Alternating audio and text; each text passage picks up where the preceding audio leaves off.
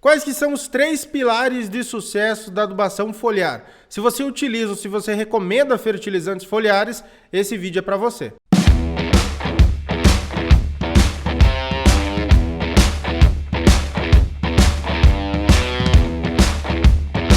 Olá pessoal, Jonathan por aqui para mais um vídeo do canal AgroBrasil. Lembrando sempre, deixe seu like aí, apoie o nosso projeto para continuar crescendo cada vez mais. Chegamos agora aos 25 mil inscritos. Também você pode se inscrever no canal e ativar as notificações para sempre que sair um vídeo novo você ser avisado. Também pode compartilhar o link desse vídeo aí nos grupos do WhatsApp para o pessoal, tá? Que pode ser interessado, é muito legal. Vamos falar sobre os adubos foliares agora? Então, os adubos foliares eles estão muito em voga ultimamente. Tem muitas marcas, tem muitos produtos, tem diferentes apresentações. E o produtor rural, claro, ele fica com a dúvida se ele utiliza, se ele não utiliza. Tanto para o produtor rural como também para quem está recomendando, é importante embasar a sua argumentação, né, da eficiência ou não da utilização de determinados produtos. Então, não vão funcionar quando a gente tem um solo desequilibrado. Isso aqui é importante a gente falar, porque até tem um outro vídeo no canal que a gente fez, se adubos foliares podem substituir os adubos de solo. Então, primeiro, a gente sempre indica para os nossos produtores aqui da consultoria fazer a correção de solo, utilizar muito bem os adubos minerais ou adubos orgânicos, para só depois, então, utilizar fertilizantes foliares, né? Com esses 3 pilares que nós vamos falar também no vídeo de hoje. Então, primeiro de tudo, eu coloco o meu solo em condições adequadas para depois pensar em adubos foliares. Eu não inverto a ordem dos dois porque não vai dar certo. Outra coisa, os adubos foliares é principalmente destinado ao ajuste fino da produção. Então, melhorar a qualidade de fruto, melhorar a qualidade de folha, melhorar a questão de produtividade em alguns casos. Ele não vai ser o salvador da pátria. Então, a gente precisa trabalhar muito bem com o solo para só depois, então, pensar no adubo foliar como um ajuste fino da produção. Também cuidado com adubos muito caros. A gente sabe aí que tem muitas marcas, muitas empresas, algumas super sérias e com produtos de extrema qualidade, mas a gente sabe que ainda tem empresas aí que não sabem adequadamente como formular o produto, não tem as relações corretas lá dos nutrientes, acreditam que se adicionar um monte de nutriente vai dar mais resultado. Então a gente sabe que tem esses problemas aí, né? Então a gente tem que tomar cuidado e analisar muito bem o produto que a gente vai estar utilizando, né? E está recomendando também para o produtor rural. Então o primeiro pilar aqui é o nutriente e o tipo de adubo escolhido. Então os macronutrientes eles têm menor eficiência via foliar, o nitrogênio, o fósforo, o potássio, também os macros secundários, o cálcio, o magnésio e o enxofre. Porém, eu coloquei aqui com algumas exceções em casos específicos. Então, eu não vou estar tratando desses casos específicos aqui, porque não é o objetivo desse vídeo.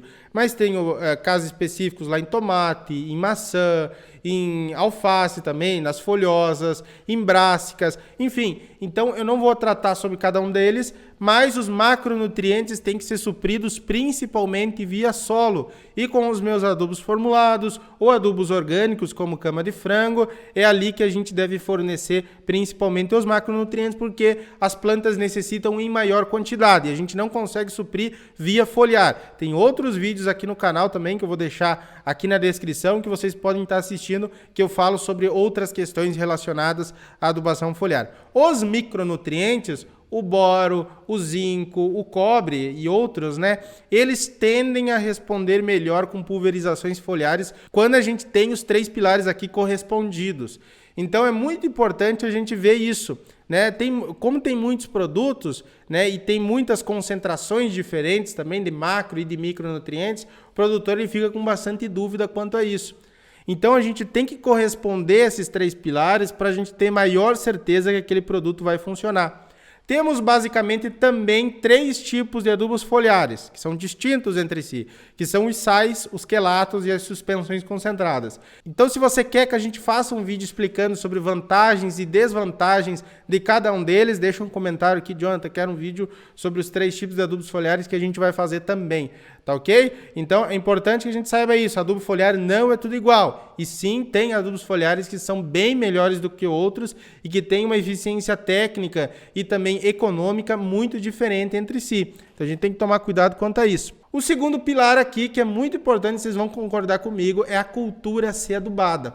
Algumas culturas respondem mais do que outras. Então vem muita gente aqui, como a gente disponibiliza também o WhatsApp para consultoria, se tu está precisando de consultoria, a gente disponibiliza aqui, tem um link aqui na descrição, é só clicar e nos chamar no WhatsApp.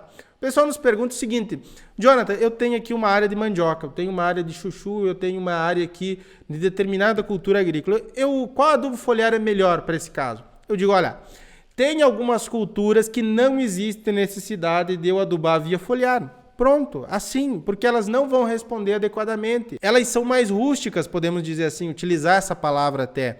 Então, principalmente agora que nós temos variedades e híbridos mais produtivos, eles extraem mais nutrientes. Em determinados tipos de solo também, pode ser que em determinada época do desenvolvimento da cultura venha aparecer sintomas de deficiência de alguns micronutrientes. Então, nesses casos, a gente tem que trabalhar com a prevenção e também fazer a pulverização de fertilizantes foliares. Então, eu até coloquei um exemplo aqui. Nós temos o tomate e a mandioca. O tomate, hoje em dia, tem híbridos extremamente produtivos que extraem muito nutriente do meu solo. Nós temos a mandioca, que querendo ou não, apesar de a gente ter várias variedades produtivas também, ela tem uma rusticidade maior a campo. Um adubo foliar que vai funcionar para o tomate, vai fazer aumentar a produção, melhorar a qualidade do fruto, não vai funcionar para a mandioca. Então a gente tem que saber qual cultura a gente está trabalhando e como que essa cultura também responde aos adubos foliares. Isso é fundamental. O outro pilar aqui é a época de aplicação. Presta atenção nisso, pessoal. Determinadas culturas têm uma coisa que em nutrição de plantas a gente chama de marcha de absorção. O que é isso, Jonathan? É mais ou menos o seguinte, é o que está mostrando esse gráfico aqui. Nós temos a linha em vermelho, que é a quantidade de nitrogênio que a planta extrai, e a linha em azul, a quantidade de K2O, de potássio. Então, no período inicial, nas semanas após o plantio, a planta ela vai absorver e vai requerer mais também nitrogênio, que ela está tendo uma expansão foliar muito vigorosa e é nitrogênio que ela vai precisar.